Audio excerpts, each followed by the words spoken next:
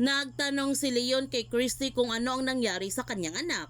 Sinabi naman ni Christy na tinatanong niya ito kung anong importanteng sasabihin niya bago siya na aksidente.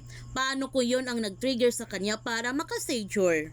Pinapakalma naman ni Leon si Christy na hindi niya kasalanan ang nangyari kay Billy at nakokonsensya din si Leon dahil may kasalanan din siya kung bakit na-aksidente ang kanyang anak.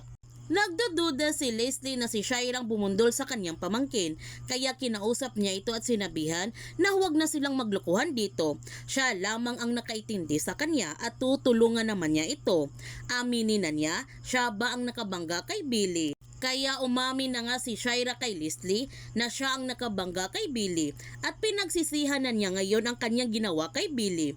Hindi naman makapaniwala si Leslie na kaya palang sakta ni Shira ang kanyang sariling pamangkin para manatili lamang ang kanyang sekreto. Gayon pa man, darating na nga ang ina ni Billy at handa na siyang magpakita sa kanyang anak at lalong-lalo na kay Leon. Kaya pinuntahan niya si Billy sa ospital para dalawin at kumustahin din ang kalagayan ng kanyang anak.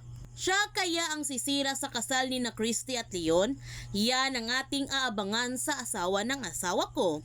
Kung bago ka pa channel ko, don't forget to like, subscribe, and click notification bell para palagi kang updated sa mga videos in-upload ko. Thank you for watching and God bless everyone!